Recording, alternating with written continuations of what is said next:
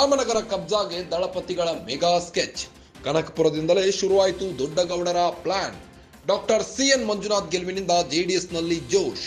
ಬೆಂಗಳೂರು ಗ್ರಾಮಾಂತರ ಕ್ಷೇತ್ರದಿಂದ ಜೆಡಿಎಸ್ಗೆ ಗೆಲುವು.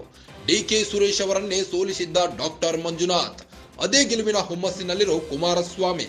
ಹೀಗಾಗಿ ಸಹೋದರಿ ಅನಸೂಯಗೆ ರಾಮನಗರದ ಹೊಣೆ.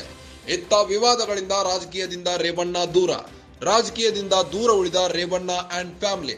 ಡಿಕೆ ಬ್ರದರ್ಸ್ ವಿರುದ್ಧ ಎಚ್.ಡಿ. ಕುಮಾರಸ್ವಾಮಿ ಏಕಾಂಗಿ. ಕೇಂದ್ರ ಸಚಿವ ಎಚ್.ಡಿ. ಕುಮಾರಸ್ವಾಮಿಗೆ ಸಿಕ್ತು ಅಕ್ಕನ ಬಲ. ದೇವೇಗೌಡರ ಸೂಚನೆ ಮೇರೆಗೆ ಬೆಂಗಳೂರು ಗ್ರಾಮಾಂತರದಲ್ಲಿ ಆಕ್ಟಿವ್. ಬೆಂಗಳೂರು ಗ್ರಾಮಾಂತರದಲ್ಲಿ ಫುಲ್ ಆಕ್ಟಿವ್ ಆಗಿರೋ ಅನಸೂಯ. ಕ್ಷೇತ್ರದಲ್ಲಿ ಏನೇ ಸಮಸ್ಯೆ ಆದರೂ ಅಲ್ಲಿ ಅನಸೂಯ ಹಾಜರ್. ಜನರಿಗೆ ಹತ್ತಿರವಾಗುತ್ತಿರುವ ದೇವೇಗೌಡರ ಪುತ್ರಿ ಅನಸೂಯ. ರಾಮನಗರದ ಕಬ್ಜಾಗೆ ದಳಪತಿಗಳು ಮಹಾ ಸ್ಕೆಚ್ ಹಾಕಿದ್ದಾರೆ. ಕನಕಪುರದಿಂದಲೇ ಶುರುವಾಯಿತು ದೊಡ್ಡಗೌಡರ ಬಿಗ್ ಪ್ಲಾನ್. ಕಳೆದ ಲೋಕಸಭಾ ಎಲೆಕ್ಷನ್ ನಲ್ಲಿ ಬೆಂಗಳೂರು ಗ್ರಾಮಾಂತರ ಕ್ಷೇತ್ರದಿಂದ ಜೆಡಿಎಸ್ಗೆ ಗೆಲುವು ದಾಖಲಾಗಿತ್ತು. ಸಿಎನ್ ಮಂಜುನಾಥ್ ಗೆಲುವಿನಿಂದ ಜೆಡಿಎಸ್ನಲ್ಲಿ ಫುಲ್ ಜೋಶ್ ಹುಟ್ಟಿಕೊಂಡಿದೆ. ಡಿಕೆ ಸುರೇಶ್ ಅವರನ್ನೇ ಸೋಲಿಸಿದ್ದ ಡಾಕ್ಟರ್ ಮಂಜುನಾಥ್ ಅವರು ಅದೇ ಮಾವನ ಗೆಲುವಿನ ಹುಮ್ಮಸ್ಸಿನಲ್ಲಿರೋ ಕುಮಾರಸ್ವಾಮಿ.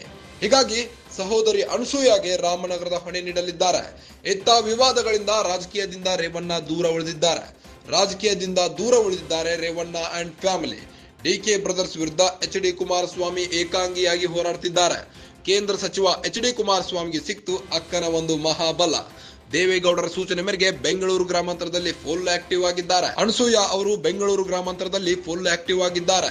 ಕ್ಷೇತ್ರದಲ್ಲಿ ಏನೇ ಸಮಸ್ಯೆ ಇದ್ದರೂ ಅಲ್ಲಿಗೆ ಅನಸೂಯ ಹಾಜರಾಗ್ತಿದ್ದಾರೆ. ದೇವೇಗೌಡರ ಪುತ್ರಿ ಜನರಿಗೆ ಹತ್ತಿರವಾಗುತ್ತಿರುವುದನ್ನ ನೀವು ಕಾಣಬಹುದು.